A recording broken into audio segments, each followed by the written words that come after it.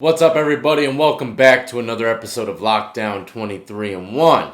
Today we're going to be talking a little bit about Grizzy, and I'm also going to be telling you a story, a very epic story, and a lot of people might look at me differently, but a lot of y'all already know I used to be a huge thief, bottom of the barrel. I'm not going to lie, that is something that I despise about my past, is how much I stole from other people. But first, let's go ahead and talk about Grizzy, alright? He calls me on a regular basis and tells me all the fun-filled activities that's going on over there in the jail block. And one crazy story is someone died. That's right, someone died in the cell next to him. It was his cellmate when he first got into the block, but I don't know why, but the dude moved to the cell right next to him. And a few weeks after he moved to that cell, he died from a heart attack. Can you believe that? A heart attack. And guess what? The dude only had 54 days left before he went home. That's right. He was probably sitting in that bunk every day and night. Couldn't wait to get back to his loved ones, his family, his kids, whatever the case is, man. And not knowing that the next day was going to be his last. A heart attack.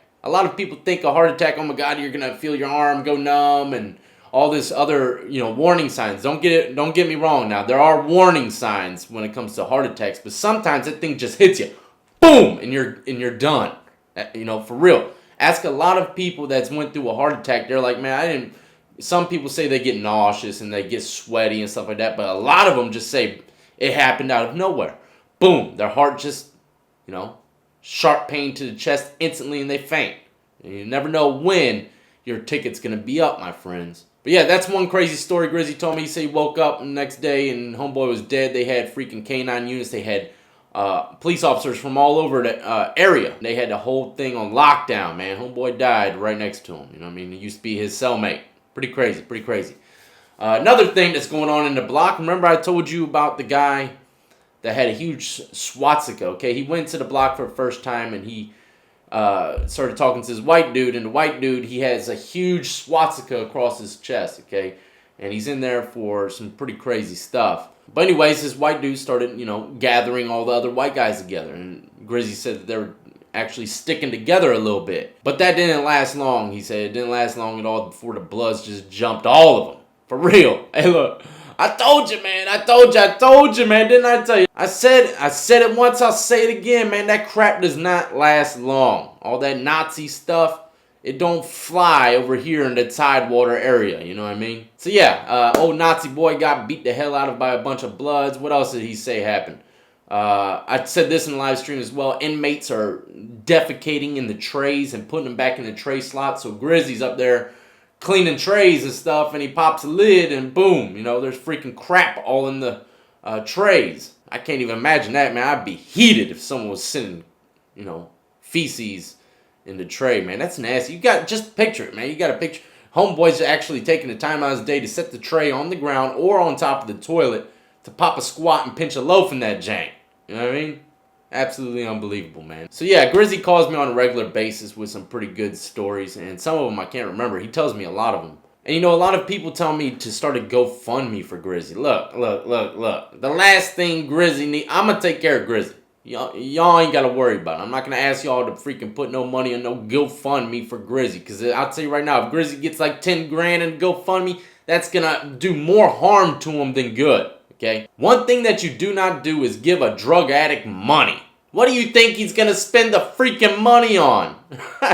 Grizzy is a drug addict. He does not have a particular drug that he might partake in on a regular basis. He does them all. He's a party animal. You know what I mean? He's addicted to the fast life. But one thing's for sure, you do not give people that like to live that fast party life and do drugs, you do not give them a bunch of money. You don't do it. But yeah, I'm going to take care of Grizzy. He ain't got nothing to worry about, man. I'm steady giving some money to him. Whatever money that he makes off of the videos that are already on my channel, I give him a portion of that. I always send him money every month. So he's doing good, man. When he gets out, I'm going to make sure or try my hardest to lead him down the right path, man. Hopefully he learns this time.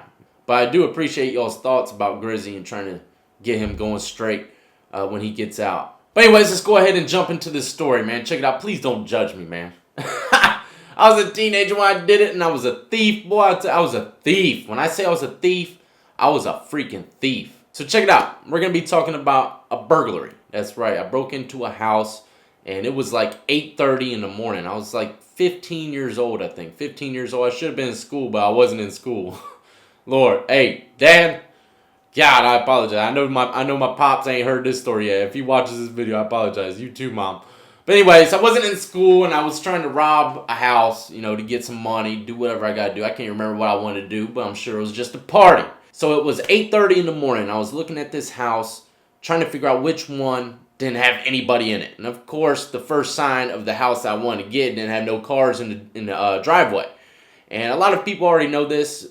When people go to rob a house, they usually ring during the daytime. And that's another thing. I didn't want to rob no one at night, because more than likely there's going to be people in the house. And that is a midnight burglary charge, okay, which carries a lot more time. But anyways, it was 8:30 in the morning, and I rang the doorbell. That's the first thing you always do. A lot of people do it to make sure no one's home. I'd rang the doorbell and wait and see if anyone answers. And of course, nobody answered. So I went around the backyard. I had a little pillow in my book bag, and I told you this was the type of way that I used to break windows. It was very quiet. I would put a little tape over the window and put the pillow over the window and just hammer it. Boom. And so the glass would stick to the tape.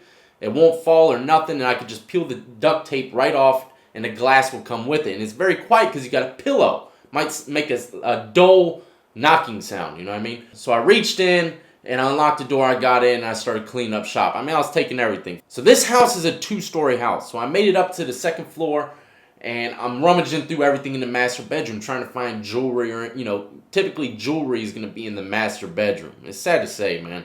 Looking back at what the stuff that I used to do, man, makes me sick. You know what I mean? For real, that's like thieves, man. I can't stand a thief, but that's what I was. Anyways, so I'm going through all the drawers in the master bedroom, and the garage door opens up. I can hear the garage door opening up, and I'm like, God, what? You know, my bag is all the way at the other end of the hallway, so I run to get the bag. And then I'd have to come back around down the stairs to leave out the back door. But I couldn't. I didn't have enough time. The back door is literally right next to the garage door. You know, there's a garage and there's a door that goes into the house. And the back door is right next to the garage door. You know what I mean? So I'm like, I don't have enough time to do this. I don't have enough time. So I start panicking, man. I'm freaking out. My heart's beating super fast. And I'm looking around. I'm like, should I get under the bed? Should I get in the bathroom? And then boom, I see it. The attic, the little string to the attic. So I pull down the attic, I fly up into the attic and I close it up, hoping to God no one heard me get into the attic. So I'm laying there on the attic floor behind 2 boxes. Look, believe it or not, most attics are filled with boxes. Well, not this one. This one only had like 2 or 3 boxes in it. I'm like, man, this is the cleanest freaking attic I've ever seen in my life. So I'm sitting up in the attic hiding behind the only boxes that are in the whole attic. If they were to open it up and look up there, hey, I'd been toast, you know what I mean? For real, because there was nothing to hide in. Not even freaking insulation. There was like a little bit of insulation, but everything was pretty much, plywooded up. So I couldn't really bury myself in a bunch of insulation. So I'm sitting there, I'm just praying to myself. I'm like, dear Lord, please let me get away with this. I swear I won't never do it again. I swear I won't never do it again, Lord. You know, that's what I'm saying. I'm like, please, please, please. So I'm sitting there behind these boxes, completely trapped with my bag of stolen goods, and I don't know what the hell I'm gonna do next. Now, in this attic, they had this window type thing. It was like a vent, and it was on the side of the house, and it literally aimed right at the driveway. You know what I mean? And later on down the road, this little vent was gonna be my lifeline to leaving. You know what I mean? But also keep in mind that it was morning time. Brand new start of the day. So I'm sitting in this attic, morning time, not knowing what move I'm going to make next. So long story short, I can hear the kid running up and down the stairs. He's noticing that the house was broken into and he's on the phone. I'm guessing it was the cops, because about 10 minutes later, the cops show up. The cops come in. I can hear their freaking radios and everything. You know, I'm just like, God, please. You know, I know what they're doing. They're probably walking through the house, checking the closets and stuff for whoever was in the house and make sure he wasn't there no more. So they're rummaging through the house, probably trying to, you know, writing down their little stuff on their notepad, trying to figure out what was taken and all this, that, and the third. And I'm just posted up in the attic waiting, patiently waiting for that cop to bust it open. You know what I mean? And sure enough, they never opened up the attic. But I'm in here. I'm in there, man. I'm in the attic still chilling, and it is getting dark outside. I can tell from the little vent on the side of the house. But this is the thing. When you're stuck in the attic, man, you're terrified to make even the slightest move. So I sat there for hours, and hours. Even my back was cranking up on me. Just to make a simple move to straighten up my back a little bit because it was killing me was terrifying because I didn't want them to hear the floor creak up there and open up the attic door and find me. So I'm sitting there for hours and hours, and I came to the conclusion that I'm probably going to have to be staying the night in this freaking attic and wait for the people to leave in the morning time. And I was like, God, if they don't leave in the morning time, I am screwed because regardless, I got to get out of this attic. So I pass out in the attic, and I stay the night in their attic while they're downstairs sleeping in their rooms peacefully, sound and quiet. The burglar, old Death, is up in the attic camping out like in Call of Duty. Boy, I'm camping, you know what I mean?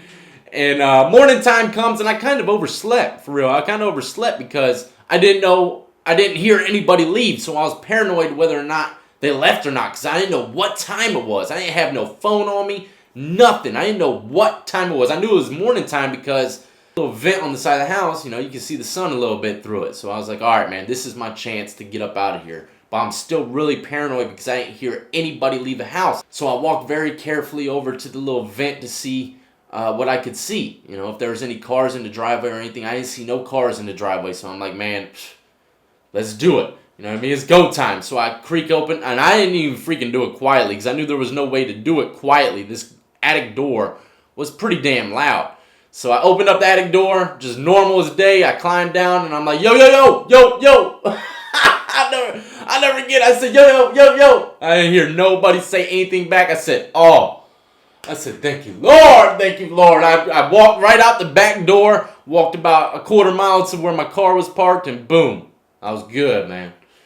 And that was one terrifying night, one long, terrifying night, and I can't believe I did not get caught. So yeah, that's another crazy story about some of my thieving days, and I don't know if anybody else has ever came into a situation like that, but I'll tell you what, it's scary, man.